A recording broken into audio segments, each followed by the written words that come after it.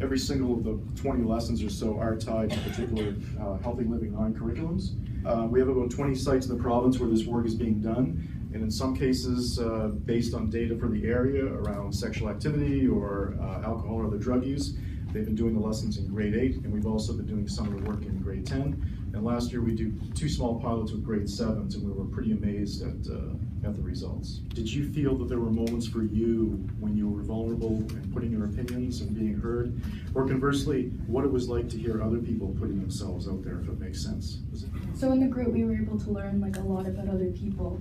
We were able to learn about their problems out of school and in school, because there weren't boys around to judge us at the time.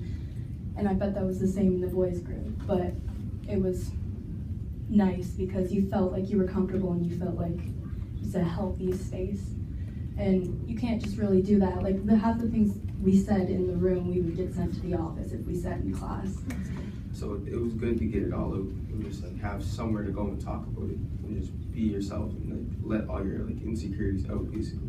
You think there are things that you were saying in those sessions that you would not have said if other genders were in the room? Yeah, a bunch of things. One of the discussions we had was the body image discussion, so I wouldn't really feel comfortable talking about that with girls around because, I didn't want any girls to be offended in any way. So I kind of since there was only boys around, get to talk about it, be honest with it. A lot of the stuff, it was more hearing what other people had to say, and you learned a lot about them because I don't think a lot of other people would have said what they had said if the guys were in the room, because a lot of people feel judged. You probably noticed that your teachers and facilitators were sharing some personal information. I think some teachers are a little bit nervous about trying to do this work because if they think they share something about themselves, they might be judged. And what was it like to have your teachers and facilitators share something about themselves? Because how are you supposed to connect with someone if they're only showing one side of them and not the other stuff that they're doing? So it was nice to actually be able to connect to teachers and then see that you're not that different after all. Because when you're in a classroom, you only see teachers they're nice people. They don't do anything bad. So yeah, we got to do this thing, and we basically had stuff on the floor, and we would X what we are as a person, and then later on, Mo talked about what if that person would stay in your daughter, and then we were no, and then it made us think a whole lot about it. You've been in school for 9 years now, and you've been in school for a while. You know that in many of your classes, there's people that are different from each other, different cultures, different races, different religions, different home circumstances. And one of the things that we've been noticing is that we think this approach kind of reaches students in different ways than a conventional classroom. And I'm wondering if you noticed anything about that in terms of how this class was reaching students that maybe might not do as well in different types of other classes. Everybody just came together, I guess. I don't know how to say this.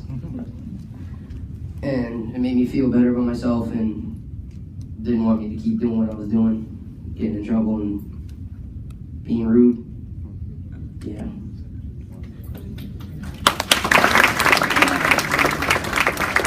Well, I definitely enjoyed being in the circle where I could be loud and I could voice my opinion without saying, oh, Alicia, be quiet, stop talking, or go to the office.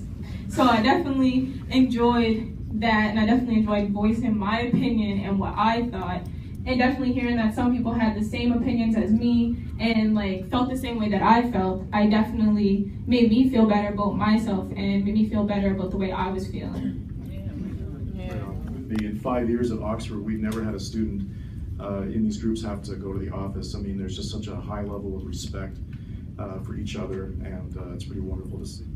How did people feel about the confidentiality rule and what that added or took away? It was a good thing, so then people could actually get their emotions out there and not be judged for them, and so it wouldn't leave the classroom. Because if you're gonna go in somewhere and tell people about your past and stuff that you're not really proud of, you don't want them going to spread it and telling everyone in the school, because you don't want your business out there and you don't want to be judged, which is another one of our rules that is very pushed in our circles. I felt that was great because I put a lot of personal and deep and emotional stories into the circle, that I definitely didn't not want people to know, like, that was not in the circle.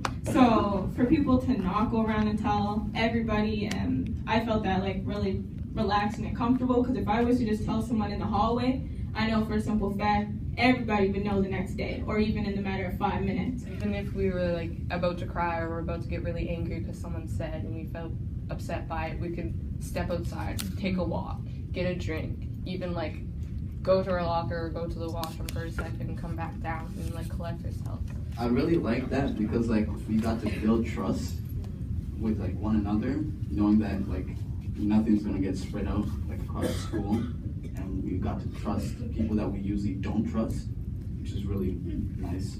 But that was like confidential, because then the teachers shared more, and like, or like the people running it shared more, and then we kind of like felt like we could trust them more, and then like they were sharing kind of like not embarrassing stories, just stories you probably wouldn't expect a teacher to hear, and then you could like share a story that you wouldn't expect to tell your teacher. So, Clear, we did make it, very clear at the beginning that the rules of confidentiality could be broken if we heard things that made us think that the youth might be had harmed themselves or harmed someone else. So they understood the qualification. Just because this question has come up before with the dividing youth into two genders, there's obviously more than two genders.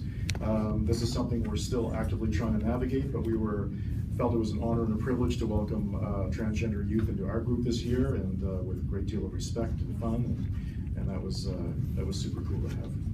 I would like to say everyone here, thank you for listening to our voices, because a lot of the time we don't get listened to. So I want to say thank you to all you guys listening to us.